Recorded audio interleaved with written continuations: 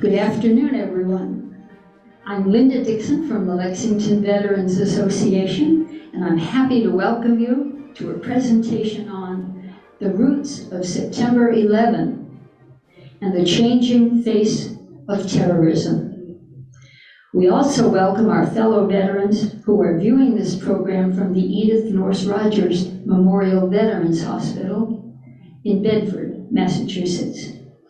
It is my pleasure to introduce our speaker, Edith Flynn. Edith Flynn is an internationally recognized criminologist with a focus on corrections, international criminal justice, and terrorism.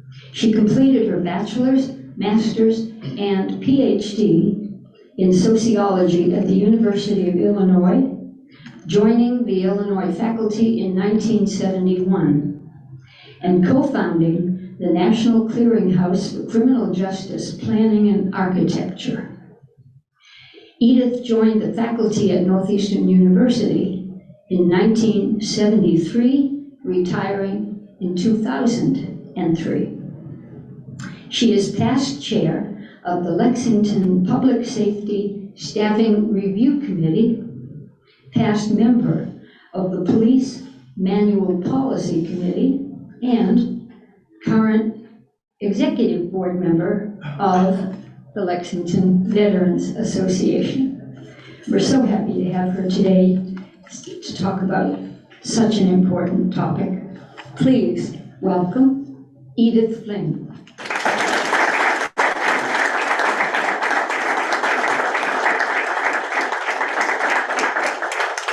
Thank you very much, and it's a great pleasure to be here with you.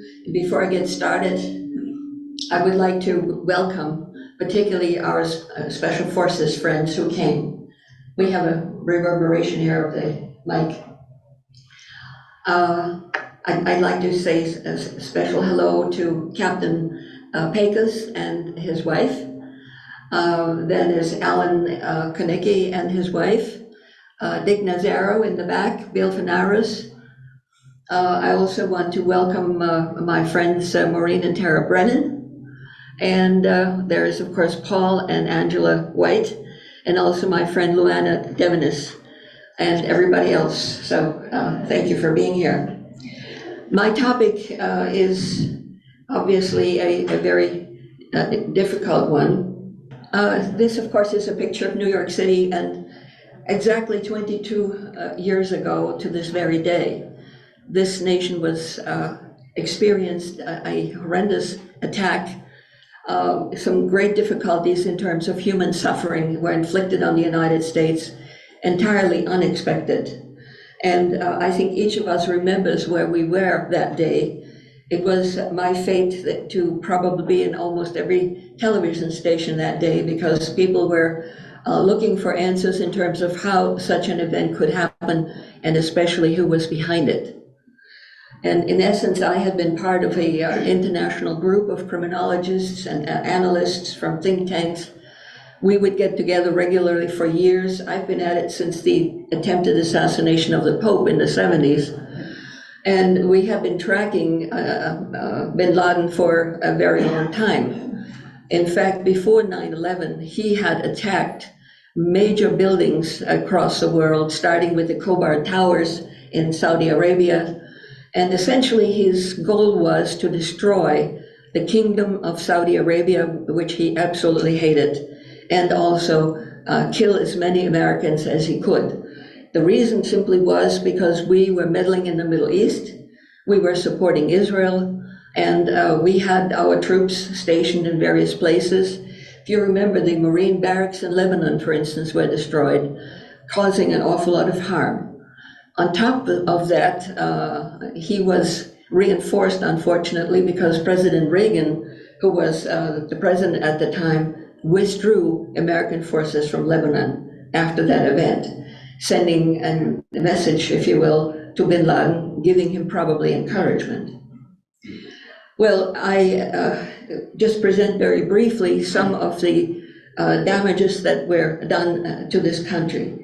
3,000 people were dead, and essentially they died in the most horrific manner. They died because they were Americans. We had a lot of international people there, but the goal was, if you remember, kill as many Americans as he could. 6,000 individuals were injured. 343 firefighters died, and EMTs died. And I don't know if you had a chance to see CNN last night. There was a program devoted to the firefighters and the EMTs who had to fight Congress for 18 years to get the compensation they deserved. They might have had Medicare, but unfortunately, the insurance would not cover the various things they needed, such as an MRI, which Medicare would pay for once a year. And if you have cancer, you're going to have probably these things on a monthly basis. That was not covered, and for a long time denied.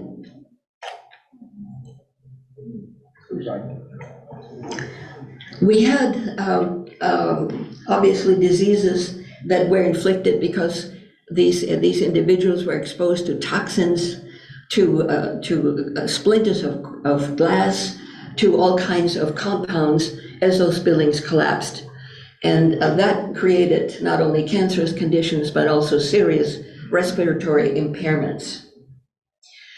Turning to the economic damage, I have some interesting data. The national GDP dropped by 0.5% for the nation as a whole. We had 430,000 jobs that were lost. $2.8 billion in wages were lost in the first 3 months after the attack. The Dow Jones, of course, collapsed. Insurance costs were over $40 billion. Aviation collapsed for 3 days, essentially destroying people's confidence and trust in the ability to fly and get where we wanted to go. On top of that, 10 million square feet were totally annihilated and destroyed. Psychologically, the loss of faith, confidence in our security. Essentially, we think that 9/11 really, America's innocence was lost that day. Because while we had damages and hurt and pain and losses overseas as we engaged in World War I, World War II, none of it had really happened on our soil until 9/11.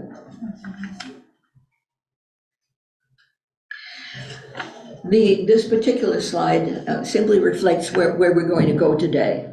And in essence, the message here is Bin Laden did his thing and created damage. And since those days, very gradually, terrorism has changed in terms of the actors and what was going on. On the left side, I have a picture of the Alfred Murrah building destroyed by Timothy McVeigh.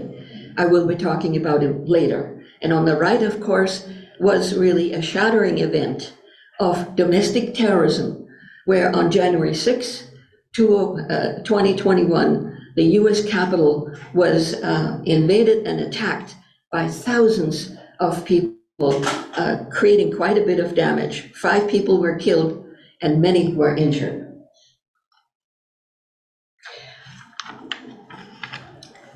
The next thing we need to dispose of is some quick definitions so we know what we're talking about. Basically, terrorism is any activity that influences or coerces a government or citizens, a civilian population, to achieve particular purposes such as political, religious, or ideological goals. My focus today is on far-right extremism, because as you will see, that is beginning to really dominate our country today. The FBI recently came up with a very useful definition of domestic terrorism, which is what we're facing. And it simply is Americans attacking Americans based on US-based extremist ideologies. Terrorism comes at us from 2 directions, internationally, and this is where the targets and the terrorists and victims involve other countries. They can be state-sponsored. Exhibit A would be Iran.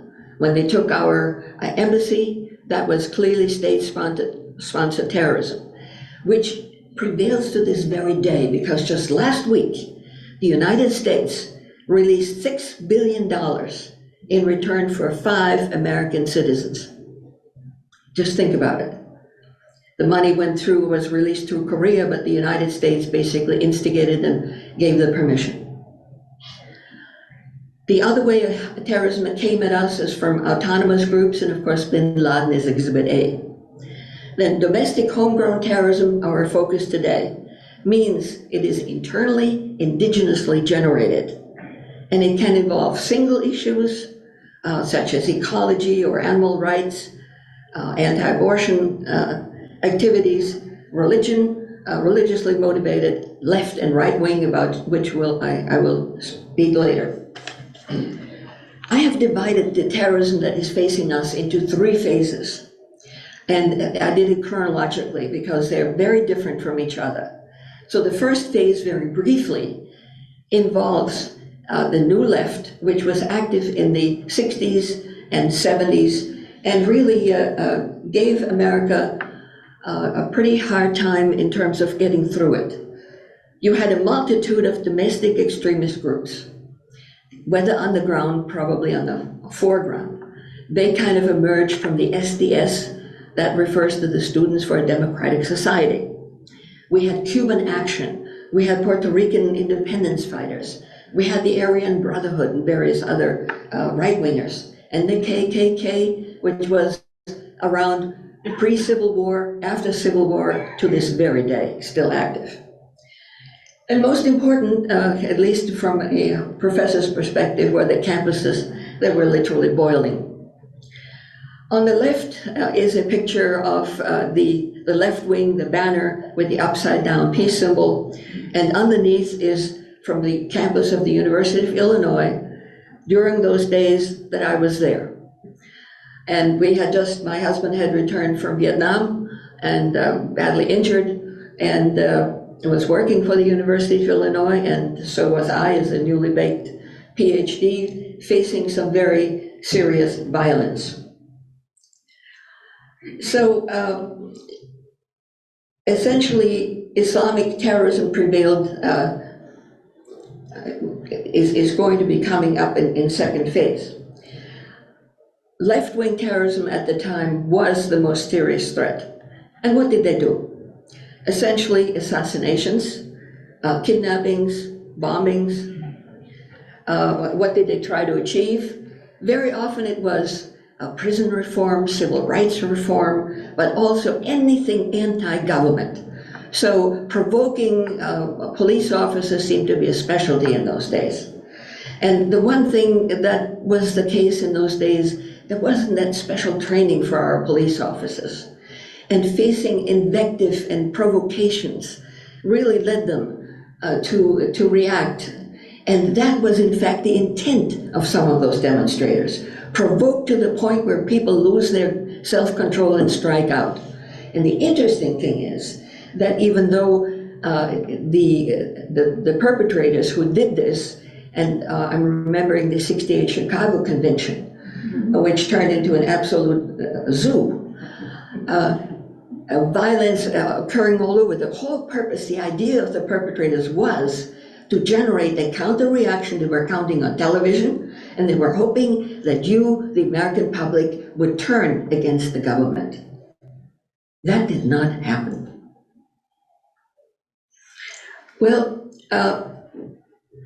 the mayhem during phase 1 was quite substantial, but we'll move on to phase 2. Essentially, geopolitical events, and that means America being involved in the Middle East and the various wars of choice we engaged in, led then in the 1990s to the terrorism 9/11 event. And as the government, particularly the former President George W. Bush, reacted, about a few days after the 9/11 event, went to Congress, addressed the nation, and said that every means possible at the disposal of the United States, every necessary weapon from the military, every component of law enforcement would be used to disrupt and defeat Al-Qaeda, and particularly disrupt its entire global network. So that essentially at 9/11 began the war on terrorism. I have a picture of a Tomcat plane, which I've always adored, and if I had been, I suppose, of a different age, I would have loved to be a fighter pilot. Now, the pictures on the top left, you see the Iranian hostage crisis. That was a really very bad scene, simply because embassies are essentially the property of the country they represent. And historically, since the ancient Greek days, they have been sacred. They couldn't be invaded. They were part of the country that they represented. And when they were attacked, really some new lows were being set by the Iranians. We had we had 53 hostages for almost a year, held in captivity, being tortured. They were subjected to mock executions, paraded in front of the media, and essentially were not released until President Reagan took office on that day. There was a deliberate play going on, if you will, between the Iranians and also President Reagan's staff. The interesting thing about the Iranian hostage crisis was that every one of those hostages, after they survived the horrors of that experience, changed their profession. A couple of them started religions. A lot of them went into people's service. And one of my research areas as a professor was the experience of the victims and what they go through during these horrendous experiences that none of us had ever had to face. And I can tell you they're life-changing. You will never, ever be the same after that kind of an experience. Now, the picture on the lower left it's kind of difficult to see, but you see a terrorist holding a gun to the head of a pilot, and that was TWA 847. 39 hostages were en route, were hijacked and forced down to land in Beirut. That particular airplane had a passenger by the name of Robert Stetham. He was a Navy diver. His problem was that his identity card was on him when the hostage takers started taking the properties away from all of the passengers and examining who they were dealing with.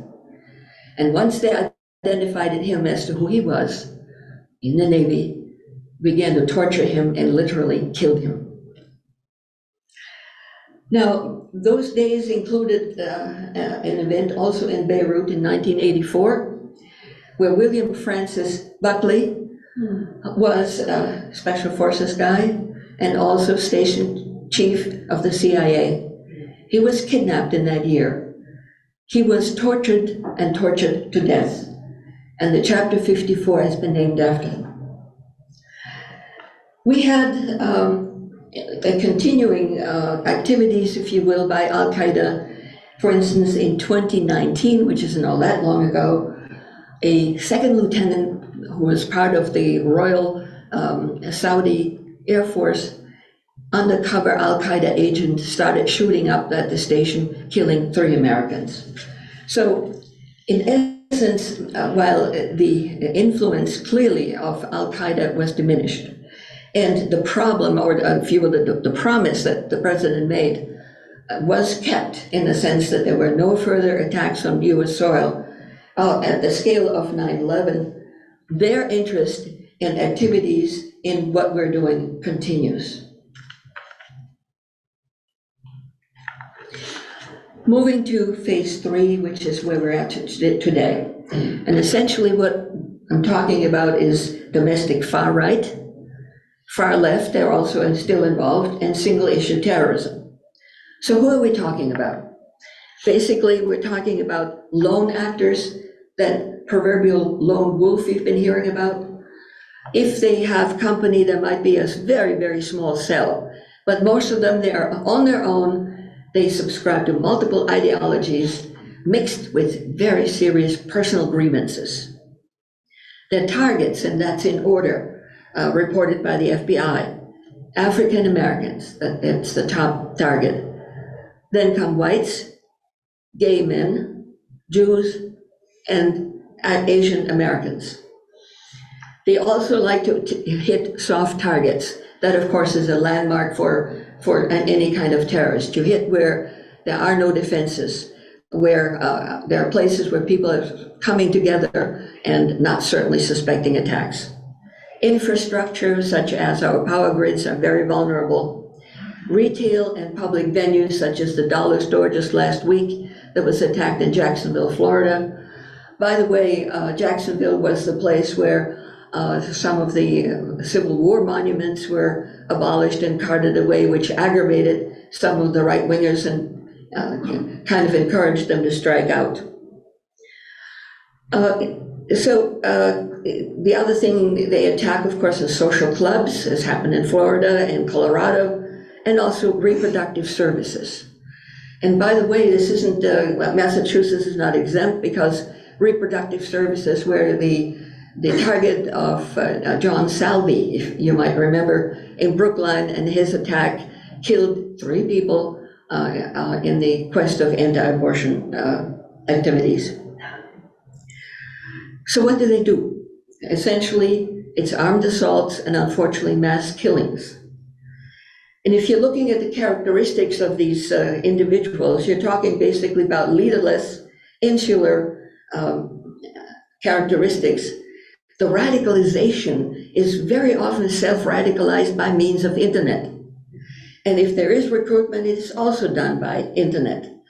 And essentially, there is a telescoping or a pyramiding effect. They will start to recruit using Facebook. Pretty innocent. If you get a bite of interest, then they switch to Telegram. If you get another bite and encouragement, they will switch to the dark web. That then protects you from identification. So dark web platforms, and there's a myriad of them, and I will be referring to them again. The other characteristics are that these individuals tend to be armed to the teeth. When they're arrested, when people go to wherever they're quartered, their homes, they will find arsenals of guns and ammunition, more ammunition that any company could use.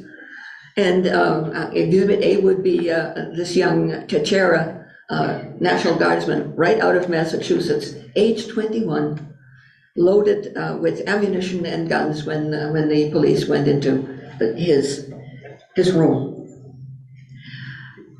Several points I will be discussing in a minute is the militia, and then particularly for our purposes, since we're military links, ideologies, the evolution of right-wing terrorism, and a word about far left. As I get going, essentially the point here is right-wing terrorism today is our main worry and our main concern. And I'll be talking about that for the rest of my presentation. Beginning with the militias. There's an interesting aspect here. How many of these groups are there? And essentially, the range is incredible. 61, maybe 300. So it's something very interesting. The Southern Poverty Law Center, which I have referenced and gave you the email on the handout. You can access them and get very detailed information. They think that the militias at this point in time have decreased somewhat. So we ask why? Well, very simple. There has been prosecution, effective prosecution, on the part of our government that finally got revved up. The interesting thing is, why did it take so long for our government to go after those perpetrators? But the leaders of those various organizations, such as the Oath Keepers, was recently sent up to federal prison for 18 years. And they got as many as 22 years. And since I am a prison expert, I can tell you, prisons are no fun. let's look at the ideologies of these groups. Essentially, they are quite varied, inevitably venomous anti-government orientation. They hate the feds. The feds are the enemy. They hate the state. They're pro-gun, and I have a lot more to say about the gun issue. Tactics, what do they do? Basically, militia were not necessarily involved in direct confrontation and violence. What they would do is they would seek confrontations, where again they would provoke. Let's say you have a protest for civil rights, which is very understandable when you look at some of the police problems that we've been experiencing, particularly our minority members in the United States. So going to these demonstrations and somehow engineering and provoking violence, that is their specialty. Making threats, and again also provoking law enforcement as best as they could. I have identified only 4. There are so many more of these organizations. Oath Keepers, essentially, the interesting aspect about them is, as you join them, you take an oath that you will protect the Constitution of the United States. Just think about it. The Proud Boys, their goal is to overthrow the government at all cost, and there may be as many as 3,000 members. 3%ers is a group you may not have heard of. They simply, their dictum is that only 3% of Americans really ever fought against the Brits during our own revolution. They're anti-government. The Boogaloo Boys are kind of fascinating. It's not a misprint. That's how they spell themselves, B-O-I-S. Their goal is to overthrow government and essentially start either a second civil war or at least a second revolution.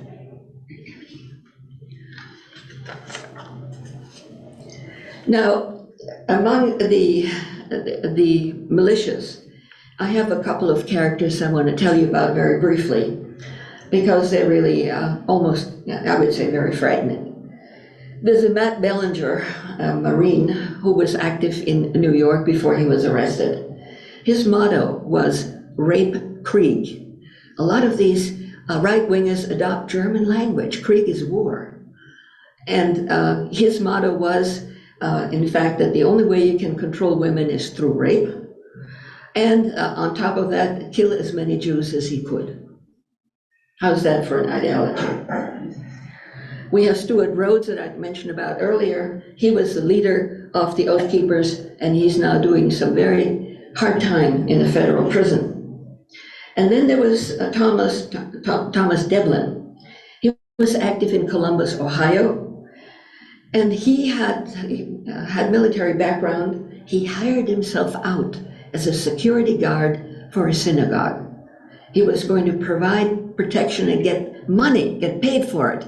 And in reality, he would sit in front of that synagogue, hugging guns and talking on his cell phone to a comrade, fantasizing how he was going to kill fathers who were taking their young boys for religious instruction in the synagogue.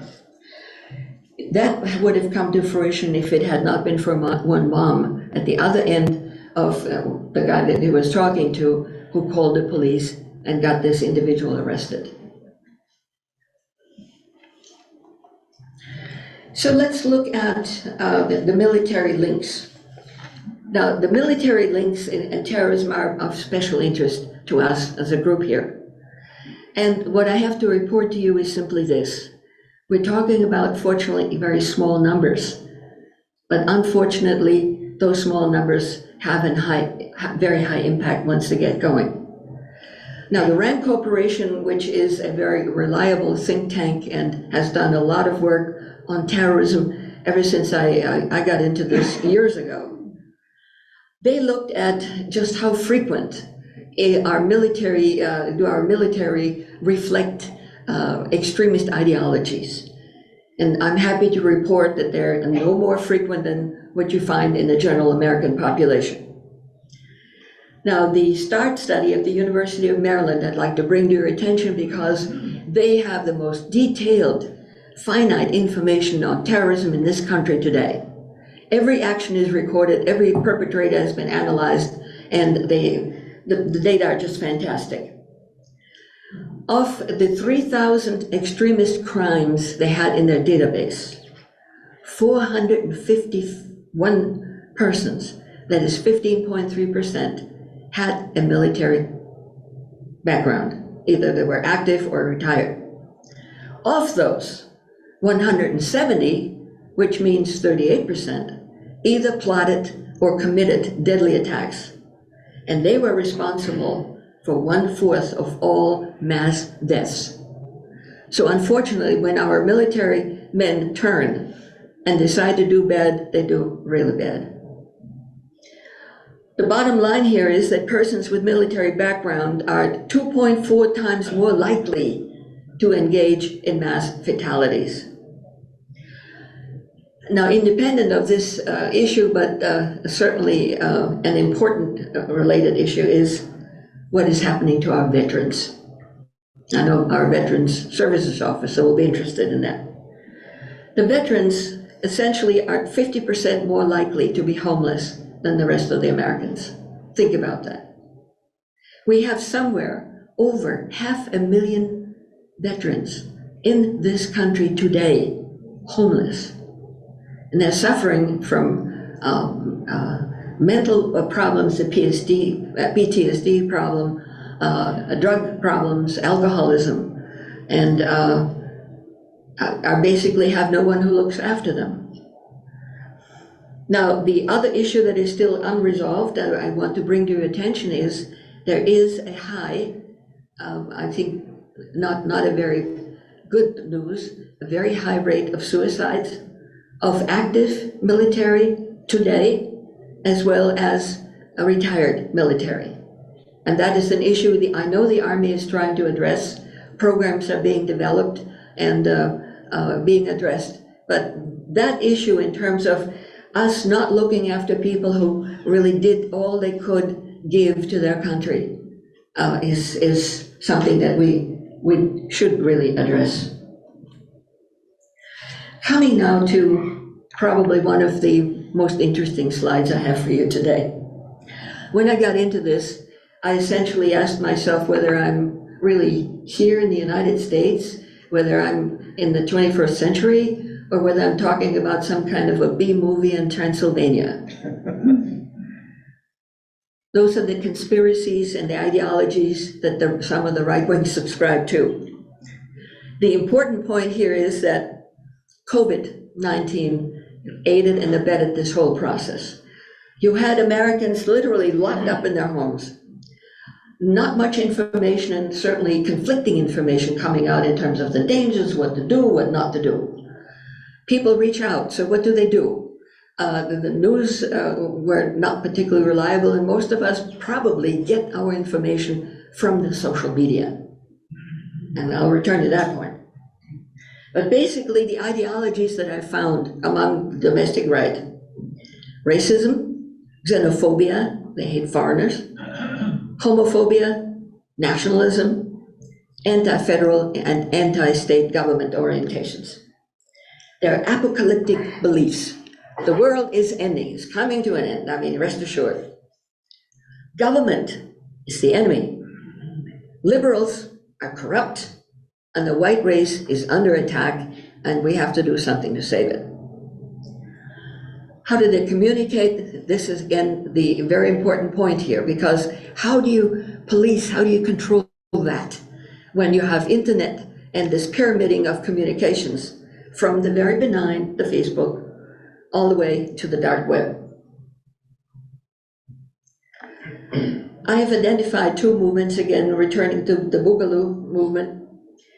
They have a mixed ideology, and what makes them interesting is that sometimes they even unexpectedly sided with Black Lives Matter, if you can believe that. So in demonstrations, they supported them. And I'm not sure whether they were trying to operate under a false flag operation, or whether they simply enjoyed engaging in whatever kind of strife and melee they could generate. The picture on the left is kind of interesting. They characterize themselves by wearing Hawaiian shirts. And this frog in the corner is Pepe the Frog. They festoon him with steel helmets and various Nazi paraphernalia, or the lightning rods, or sometimes swastikas. And that seems to be their motto and their makeup. But even more interesting is QAnon, and their insignia and flag, if or sign, is on the right-hand side, which simply says, "Where we go one, all go." Now, QAnon is truly fascinating. It's an anti-elite conspiracy theory. It's right-wing fiction. It says there's a high-ranking individual close to the president who is revealing information about the existence of a deep state. Initially, that deep state was being run by Hillary Clinton and the Hollywood elite. And they had such notions as a group of pedophile Democrats worshiping Satan, eating babies. Now, before we discard this whole subject, keep in mind that QAnon did not appear before late 2017. It went viral. You read about it, you can know about it in Russia, in China, of all places, all over Europe. It talks about the Clintons, about President Obama, about George Soros, all of the liberal activities, if you will, actors out there are being pegged and consecutively fed into this conspiracy theory. Right-wing media such as Hannity, Alec Jones with his InfoWars spread the word. They talk about a storm event happening, about mass events. This Q leader, this unknown leader, would give a sign, and that sign would be the beginning of the arrest of all of those perpetrators. They would be rounded up, they would be put into concentration camps, and then a new leader would be revealed and become president and assume command of the United States. Today, and I found some evidence, for instance, in Waco, about which I will talk in a little while, Christian pastors are talking and spreading the word of QAnon, so don't discount it. You can buy merchandise about QAnon from Amazon, Etsy, and even GoFundMe is involved in raising funds. A 2020 Facebook study revealed 1,000 groups related to QAnon. And we're talking now about millions of followers.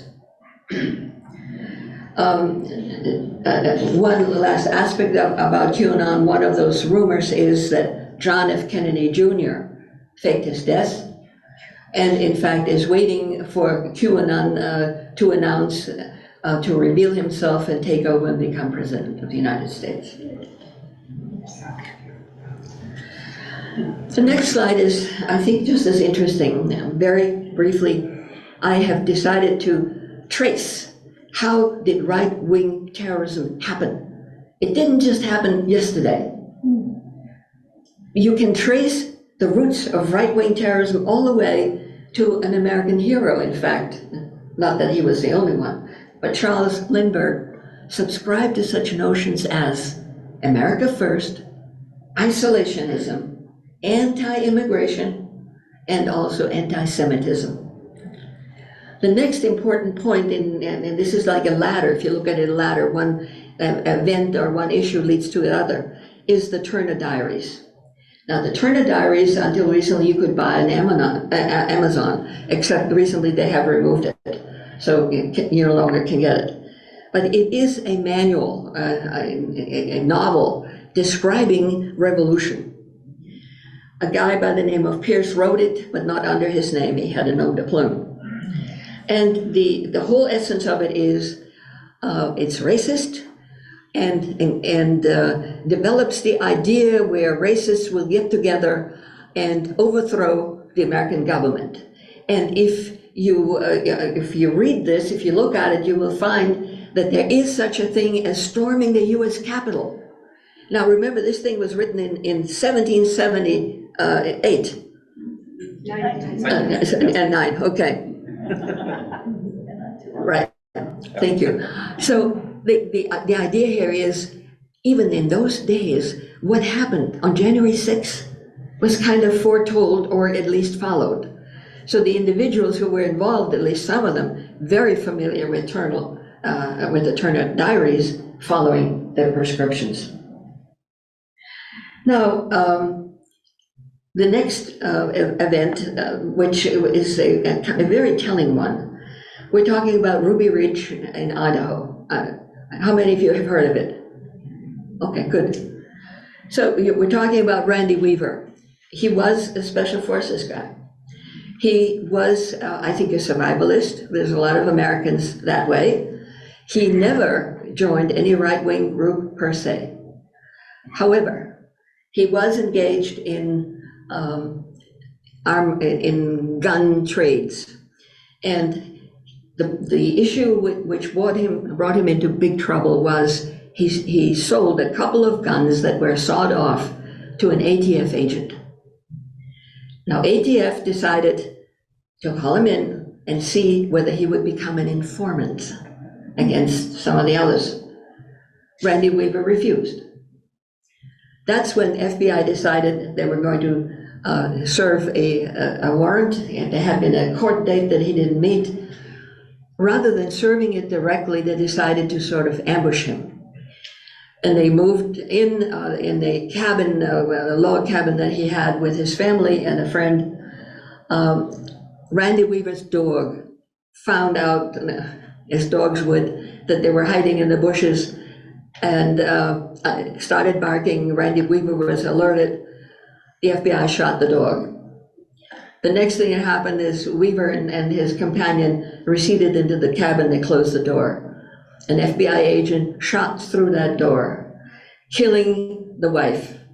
In the bullets into her face. She was holding a baby. For 11 days, there was a siege. And during that siege, the children, he had 3 other daughters, had to crawl around the body of that mother to get water and food.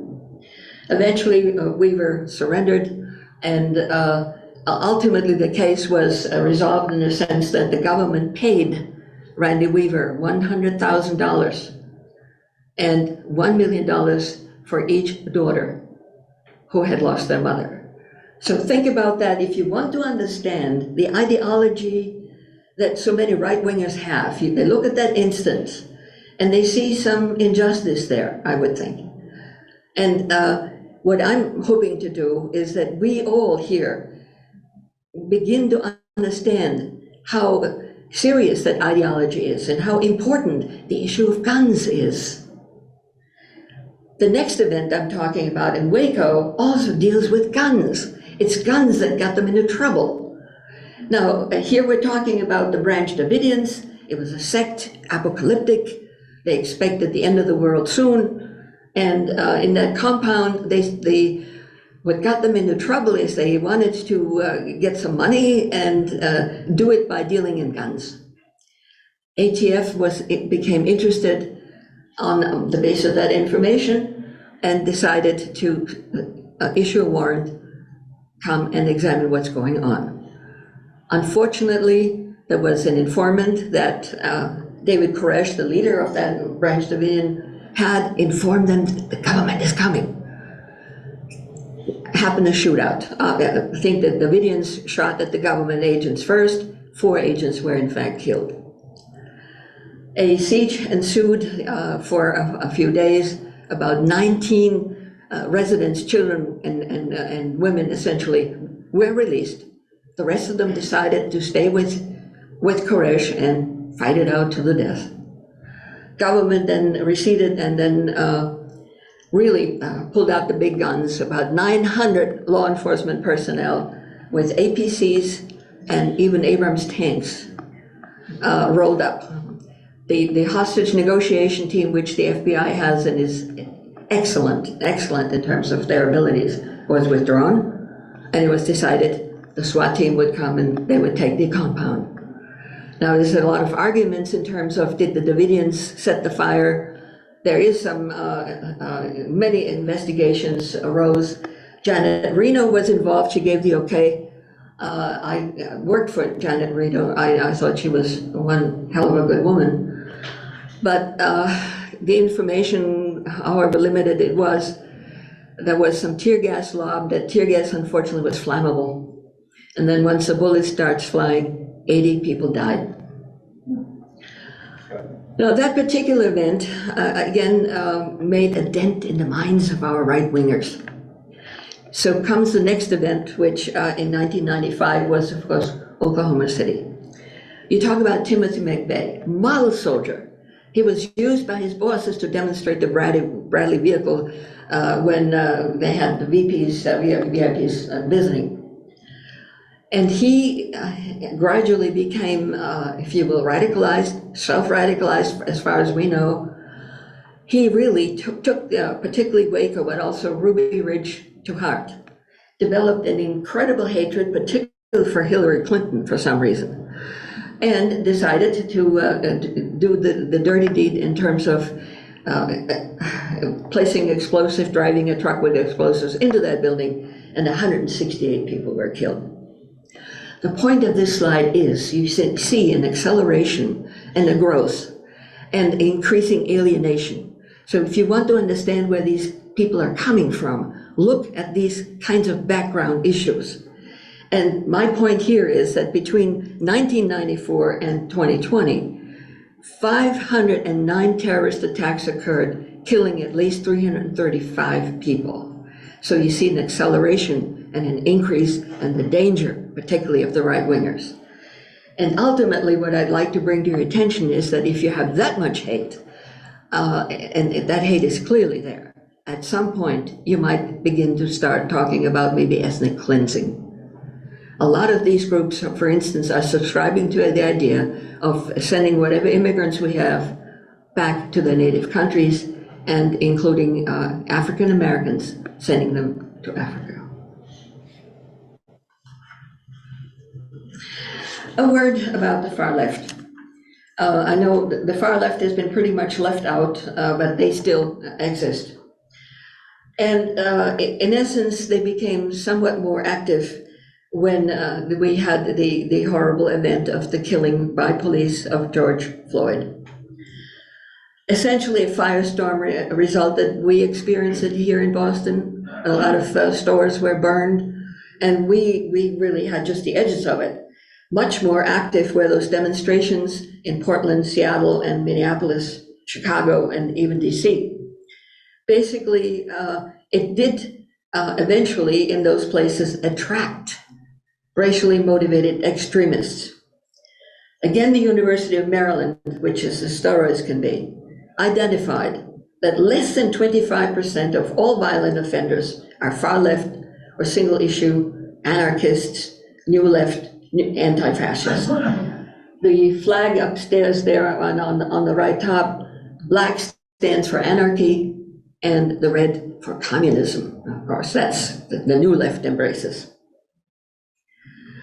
Antifa, which has been identified and named a number of times, and even there were some efforts to blame, if you will, January 6th on Antifa, which was not the case, is today the only active left-wing organization left, and they, according to University of Maryland, are responsible for only 5% of violence. Here are the stats without overburdening us too much. Give you an idea of what's going on out there. Essentially, the FBI for the year 2021 reports 10,500 bias crimes. They call it bias crimes, they're hate, but basically it's extremism. 12,000, almost 500 victims. So what do they target? By far the largest proportion, almost 65%, is racist, ethnically oriented. Sexual orientation, there are 3 categories the FBI uses. It's about 20%. Then there's religious bias, and a scant 1.4 bias directed against people who have disabilities. That year, nationally reported hate crime increased by almost 12%. And the latest statistics I've been able to get, they have not been computed for a full year after that, indicates they're still rising. So what do they do? By far the largest activity is intimidation. Then come simple assaults, 20% or so are aggravated assaults, 10 rapes, and 18 murders.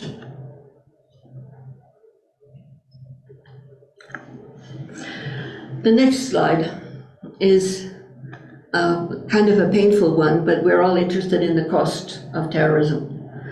And in essence, it was Elliot Ackerman who kind of gave me this kind of slant approach, and I'm sharing that one with you. Essentially, the point he makes is that civil war basically was paid for by draft, the very first income tax in the United States. World War II, you had draft, more taxes, total mobilization, rationing, and sacrifices by just about every man, woman, and child in this nation. Going to Vietnam, there was still a draft, but there was also the development of an anti-war ideology and philosophy and demonstrations, which were pretty wild and woolly, as where I had already reviewed with you. And unfortunately, it was a time when we did not succeed militarily. I will never forget the evacuation from Vietnam that day. It was a bitter one indeed. Looking at the cost of the war on terror, it becomes even more interesting, because that one is being fought by an all-volunteer military. How is it paid for? Largely by deficit spending, a credit card.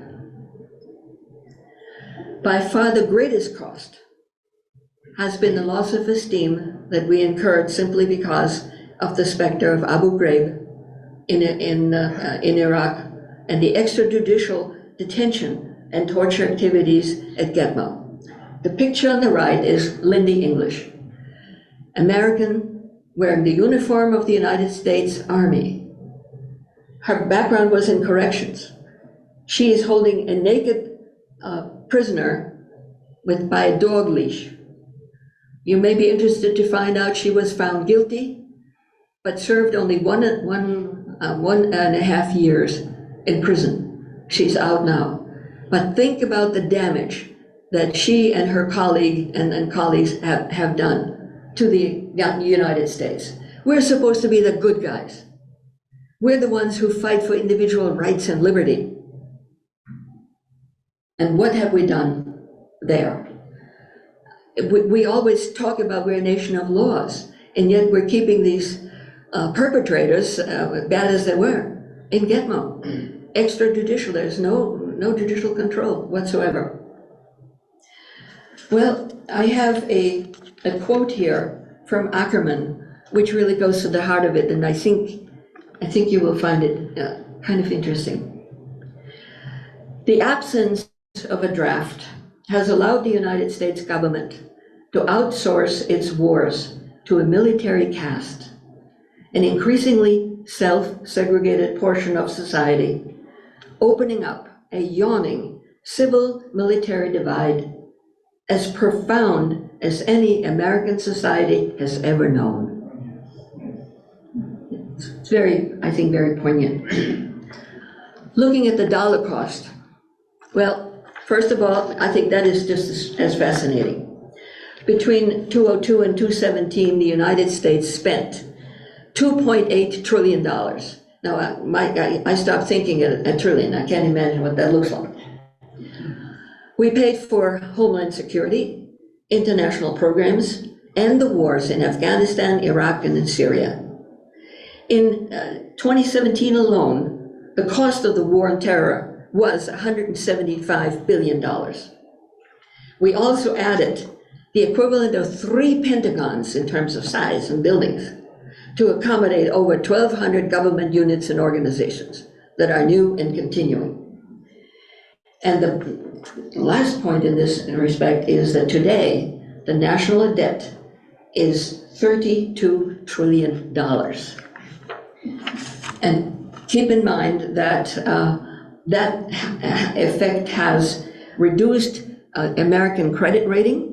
The Fitch agency, I think, recently reduced our credit rating of the nation as a whole by one major point. It went from AAA plus to AA+. And don't think that has no effect, because that it gets reverberated in interest rates and it affects each and every one of us. Well, going to my last set of slides, and I think they're getting ever more interesting. What you're looking at here is a map, which essentially was the 2020 presidential election. It's the United States, and you look at the red and the blue, and what you're seeing here is a geopolitical trend where we have a polarized electorate. It can't get any more polarized than that.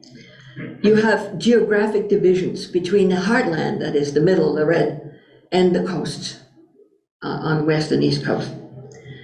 We have a racial divide. We have cultural divides. We have socioeconomic divides. There's a top 1% that doesn't give a damn in terms of what happens. They have the life of Riley. We're talking about $4 or $5 million plus a year of income. Just think about it.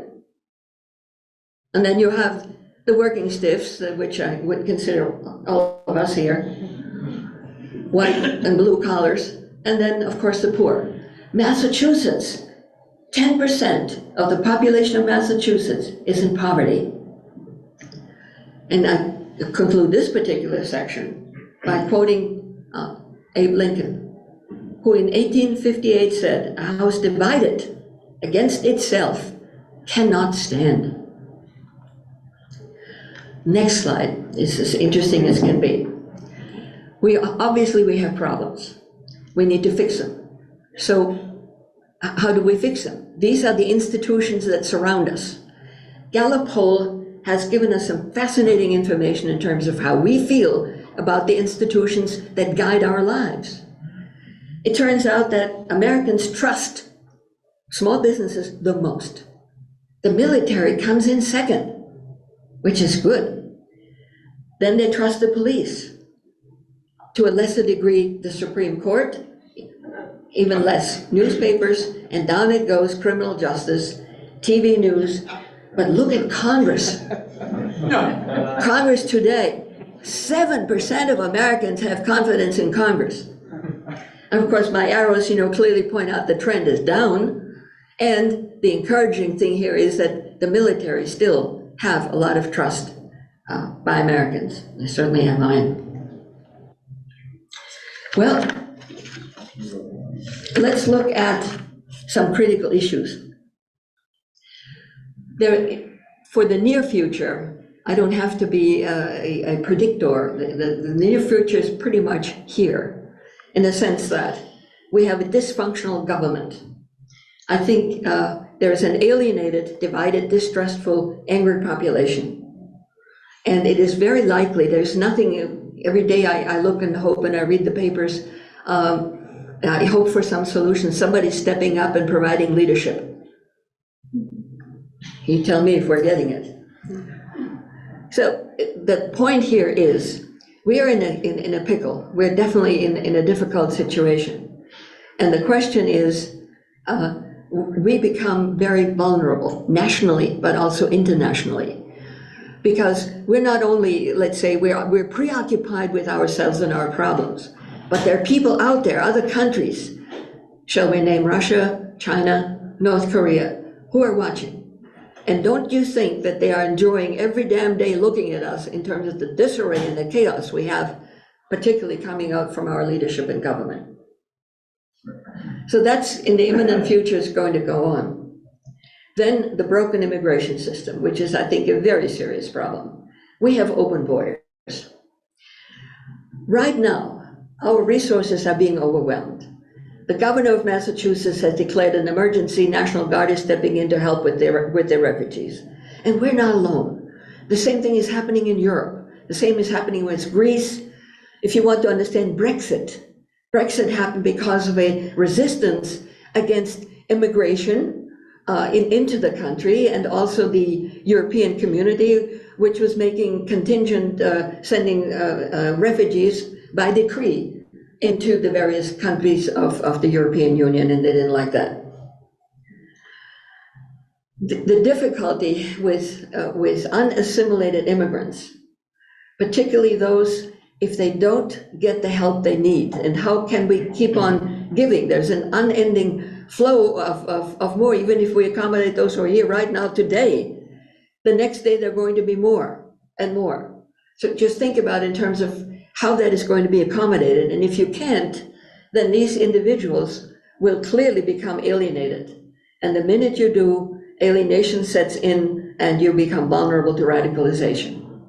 On top of that, keep in mind that who are, for majority of the folks that are coming in, they're young, unattached males. Now, by any definition, whether it's indigenous population or immigrants, they are full of energy, full of ideas in terms of what they want to do. You frustrate all of that. You don't give it any kind of solution, and watch what will happen. The difficulty here also internationally is that we are subject to infiltration, and don't think that I'm a Cassandra standing here simply because the FBI at this very moment is investigating a case of a human smuggler who apparently has Al-Qaeda connections and has been smuggling in dozens of Uzbeks into the United States. So then this now, the next point is one for each of us to think about. Those are far-ranging and clearly existential issues. What should America's role be in the world? Now, since World War I and World War II, we were literally the savior of freedom and liberation. Nazi Germany had to be put down, and we certainly were active and contributed to that, obviously helping other valiant allies in Britain, France, and even Russia. But what should our role be? Now, there are people who are going to say hegemony, which simply means we are the superior leader, which is not particularly appreciated sometimes. Should we be the world's policeman? Or should we perhaps try to get our own house in order? I don't have the answers for that, but we, and each of us, will need to engage in these thoughts and come up with our own answers. Should we pursue globalization? Globalization, by the way, is a dirty word right now as far as the right wing is concerned. And yet, I would argue, would counter-argue and say, how can we kind of segregate ourselves to the point that we sever our interrelationships to Europe or the rest of the world, Africa for that matter? I don't think it can be done anymore. We are a global country. So, issue isolation versus globalism. Also, the other point is, should we send our military, our best, into fights that never end, military actions, as happened in Vietnam, as happened in Afghanistan. Going into Afghanistan, you had a country living in the Middle Ages, and assuming that we could bring them democracy in year 1, 2, or 3. I mean, just think about the magnitude of it. Really, in my mind, mission impossible. Okay, only 2 more slides. I was able to find the Institute of Economics and Peace. They're located in Sydney, Australia, but also based in New York City. And they came up with variables that if they are present, you're going to be a happy, peaceful country. And again, I'm putting it up to you on each of these items. Do we have a well-functioning government? Do we have equitable distribution of resources? Do we have free-flowing information? And keep in mind the fake news, keep in mind that artificial intelligence is just around the corner. And with that, I understand the way I understand it, I'm beginning to grapple with it. We will be given information, we will not be able to say whether it's true or fake. It's that good.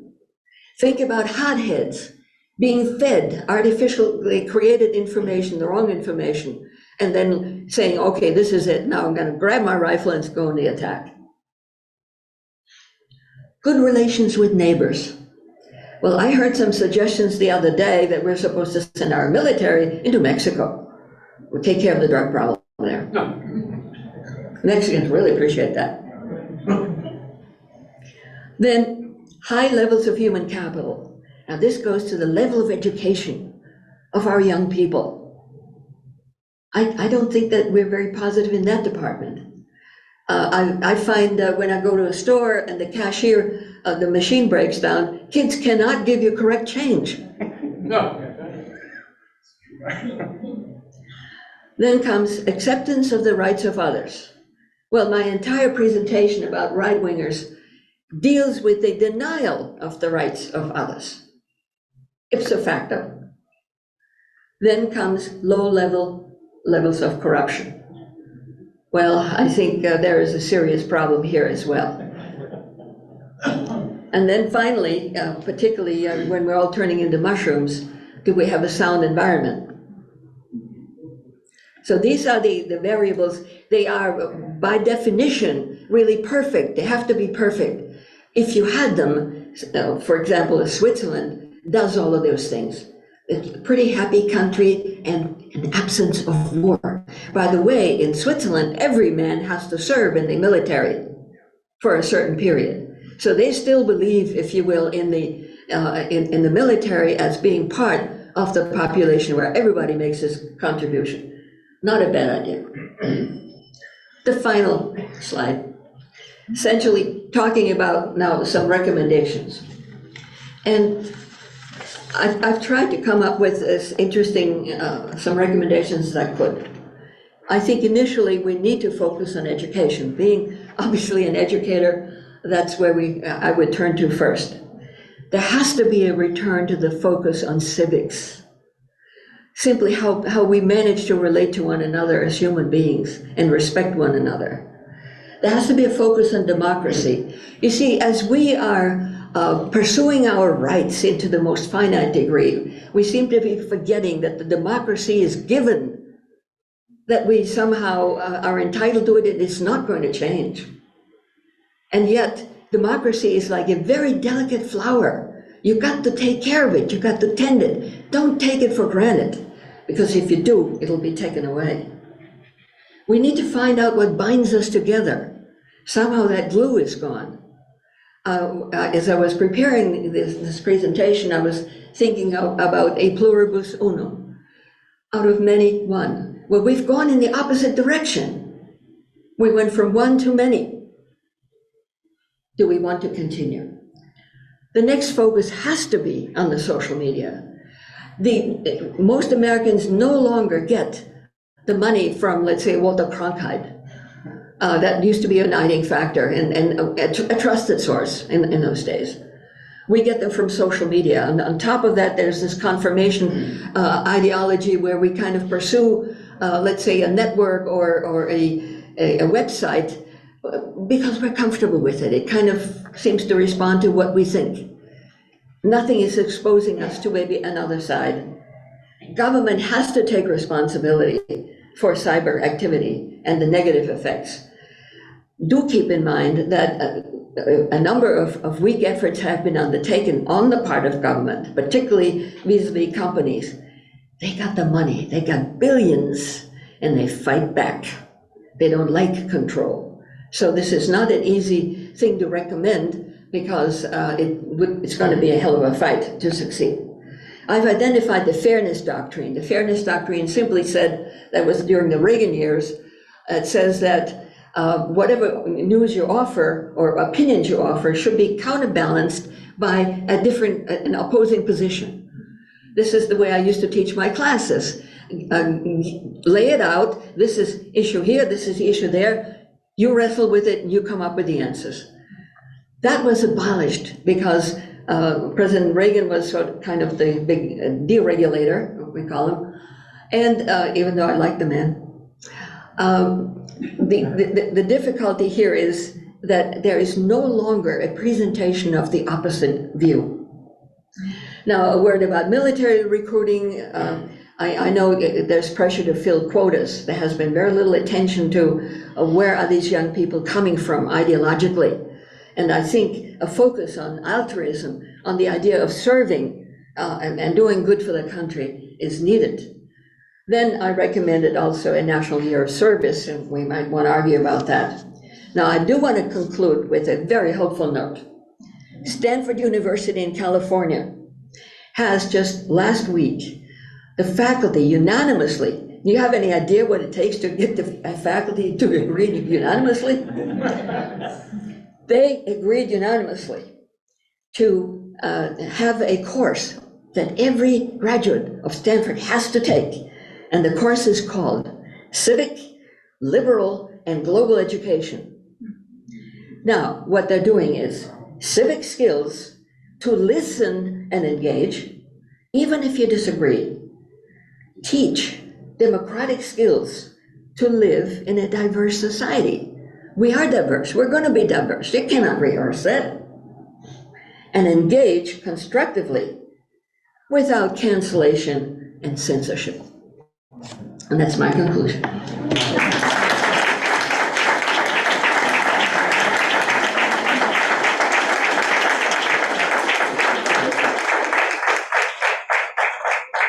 And I am sure that there are lots of questions. So what we'll do is I'll take this half of the room. Bob will take that half of the room. And if you have a question, you're going to go first, sir. Wait until we bring you the microphone, because those on Zoom will not be able to hear you without the mic. All right, sir. Phil Cunningham. In your first slide, you had a definition of terrorism. Yes. And as I recall, it was any action intended to coerce or persuade. Yes.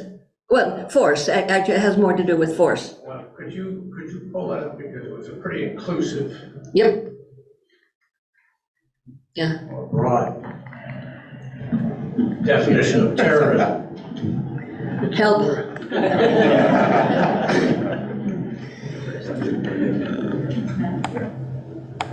Start from the beginning. I can leaf through it. Yep. Okay, great. This is the one that's talking. Yeah. Fourth one. Yeah, we're doing good. Definition. Here it is. Yeah. There. Yeah, we got it. Influences, if you go back, influences Yeah. / coerces. Courses, yes. Are those inclusive, or are you saying that there are two different acts? The two different, coercion is a little bit stronger than influence. Agreed. I'm just saying, are you saying that there are two different actions, one that would influence a government or citizen, and then a second action of a type, a different type, intended to coerce a government or citizen? Well, it's an FBI definition, one of the older ones that I've been working with. Essentially what we're talking about is getting you to do things you don't want to do. So it isn't just, let's say, a friendly discussion. It is more than that. It kind of forces you to do things you definitely don't want to do. That constitutes terrorism. Yes, if it deals with such issues as your religion or whatever we're fighting about. Let's say you don't like people who are gay. So you start intimidating them to the point that they either, in your mind, give it up and forget about it, change their ways. And in the case of, that's coercion, I presume. Yes. How do you distinguish between that and influence, an action intended to Well, influence somebody? Well, I would say ultimately it has more, I'm leaning more toward the coercion aspect. Influence can be benign, I guess, sometimes, but I ask that because there's a thing called the Patriot Act Hang on. yes, that I'm sure you're familiar with. yes, And when do people have their rights to free speech? When do people have their rights to free speech examined using that lens? At what point do public authorities need to take interest in people's actions using that lens? Well, I think you put your finger on a very interesting and difficult issue, because we are the only nation that has such a thing as a First Amendment. And the interesting thing here is, I remember as a graduate student in Illinois, we had a place south of Chicago called Cicero, which had a large number of Jewish settlers, some of whom had been in a concentration camp.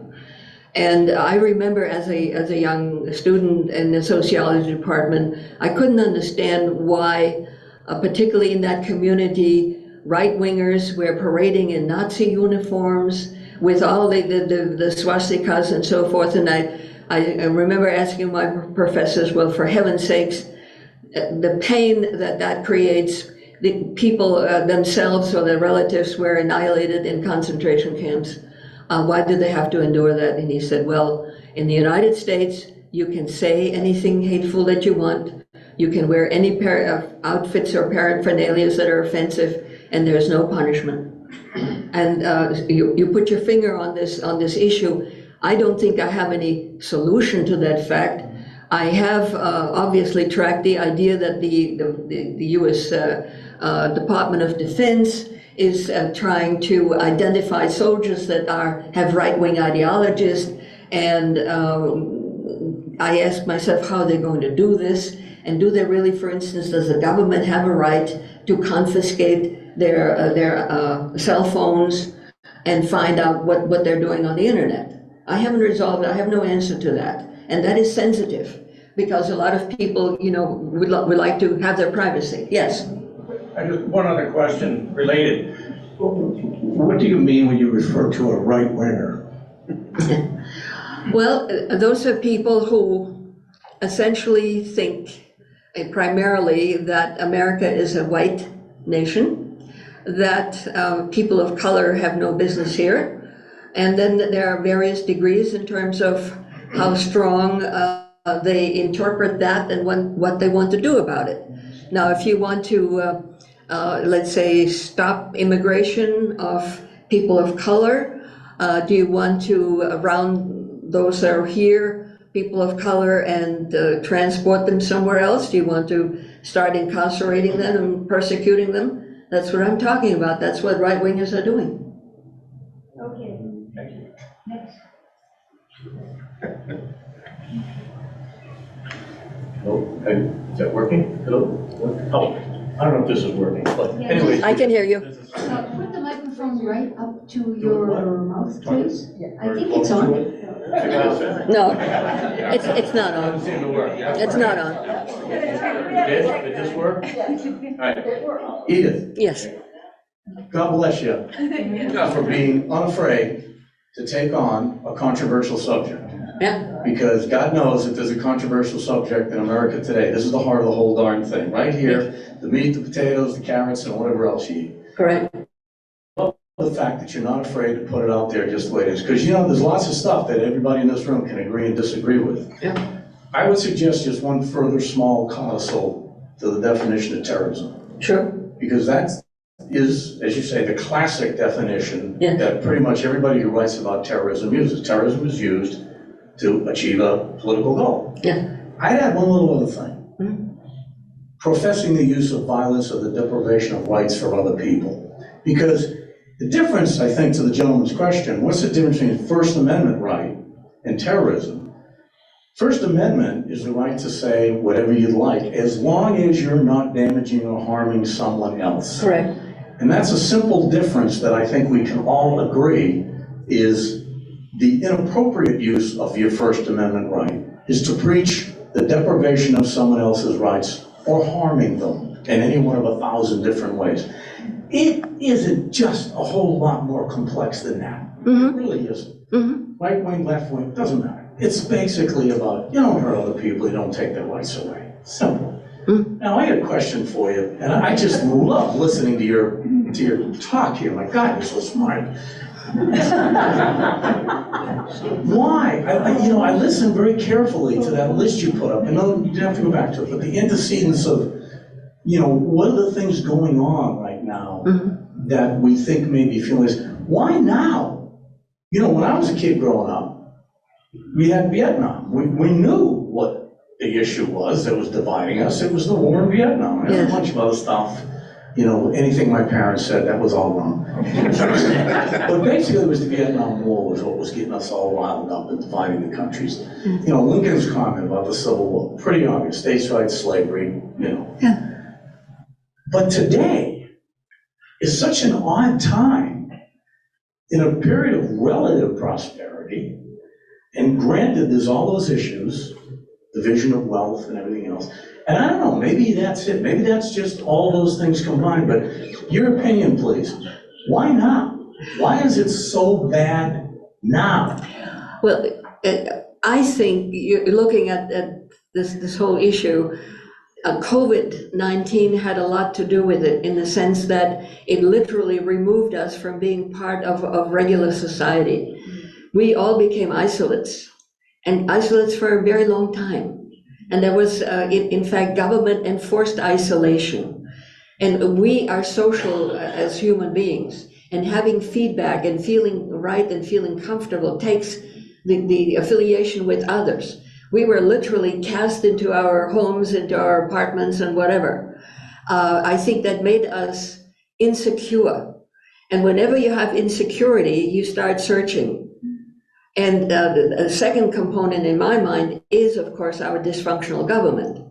I find that whenever I look at what's going on in Washington, it seems to be a combination of a circular firing squad. They seem to be more interested in killing each other off than helping us solve our problems. We've got problems. Are they being addressed? No. We've got problems all over the place. Are they addressing? They're nowhere even near it. And I think the other one, the other comparison I like to make is, rearranging the deck chairs on the Titanic. Oh. They seem to be, occupied with minutia. Certainly not the kind of important issues that I've tried to raise here. We have to find our spot, in our relationship to the rest of the world. Those are, very critical answers. You know better than most of us here how Russia and China, particularly China, has been building and arming itself for years. I've been tracking China since about '78, when they started acquiring the beginnings of submarines. Well, they have advanced far along beyond that. The point here is that they are enjoying every bit of our misery and of our discontent and the alienation. I'm sure that they looked at January 6th in terms of what's happening. And remember, we're the ones who've been going around and saying, do like we do, be like we are. We re-educated the Germans in terms of, how to relate to other human beings. We held ourselves up as an example, as flawed as we sometimes were. But the thing is, I think, again, returning to your question and answer, it's a combination of isolation, alienation, and total incompetence in terms of solving problems. How do you like the idea that your pension or whatever we're getting may not be there because they can't come up with a damn budget? Now, the budget is something that you and I have to do every month or even in lesser days. And there's no excuses. You got to do it, or else you're going to have bad experiences with your bank and other stuff. They can't even pull that off in Washington anymore. I know how we do it in my home. Give it to a woman. Okay, couple Maybe that's of what we should do more in Washington. questions. Yeah, yeah. Bob, gentleman over there. And then one more after that, because we're running. We try to usually end by 3, so. Think hard, whoever wants to be the last questioner. Yeah. Okay, go. I think the issue started, the pandemic obviously caused a lot of problems. The issues really began much farther back and it was social issues. People use social issues to divide the country. That's all they ever did. They just used social issues to divide everybody and have them people vote against their own self-interest to keep them in power. That's, to me, that's the major issue. And I think I like your education part. I think there needs to be an emphasis on government civics. Yeah. Teach people how the government operates, all the way from the town and the city, all the way to the top. And teach them what the Constitution really says. Yes. Because they don't read that thing in their pocket. Yeah, I couldn't agree more. In fact, one of the first things I did in my classes is I gave my kids a copy of the Constitution. All right, Another question. final question. Another question over here. Okay, Marion, hang on. My question has to do with the morality of our government. I think that we claim to be, quote, a Christian nation, which may or may not be true, but we need to be a moral government. And I don't know how you accomplish that, even with education in the schools, when the children are getting their education at the beginning with their families. And if their families aren't teaching them the right thing, I don't know how you're going to teach it to them in school. Okay, a very good point. You're raising the issue of religion. That was one point I wanted to make. I had so many and I didn't. I'd like to draw something to your attention, and that is the influence of religion and terrorism. One of the reasons why when we're experiencing the horror of Islamic terrorism, it was imbued by their religion. And the minute you imbue an ideology with religion, you're now talking about God, and you cannot argue with God. Now, translating this into what's happening in this country today, watch out as we're going out into the future. If candidates start talking about, we are a Christian nation, the minute you sacralize politics, watch out, because at the other end of it is going to be coercion and we're reducing your rights. And that is something that let's be very wary of. And also keep in mind that in the Constitution, we have a separation of church and state. And that is, in my mind, as important as is the First Amendment. But again, yes, it has to start with the family, no doubt about it. And I worry about that. And in second place, then you have K through 12 education. And we're focusing on issues there. They're probably fine, but you have to do more than that. You have to go back to civics. What do we have in common, in interest, in being Americans? And the gentleman in the corner, you have the mic. Cleve. You have the honor of the final question of the day. Cleve was one of my students. Oh, Absolutely. how lovely. Dr. Flynn, it's not actually a question, it's just thank you for all that you do. I'm fortunate enough to be served on the Lexington Police Command Manual Committee. We rewrote the policy and procedure for Lexington Police Department. I was fortunate enough, as Dr. Flynn's one of Dr. Flynn's students at Northeastern University back in the 1980s, to go on to a successful career in the state police as a sergeant. I was a supervisor on the FBI Joint Terrorism Task Force, State Police SWAT team, and the Governor's Protection Detail. So I just want to thank Dr. Flynn for everything she's done for all of our students. Thank you.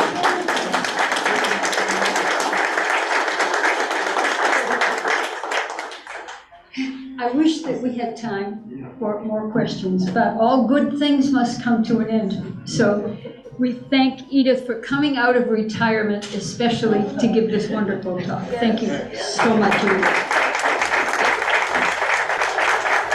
Thank you all. You were a wonderful audience. Thank you all for coming. I hope to see you all next month. Remember, Tuesday, October 10th. Thank you again. This concludes our program.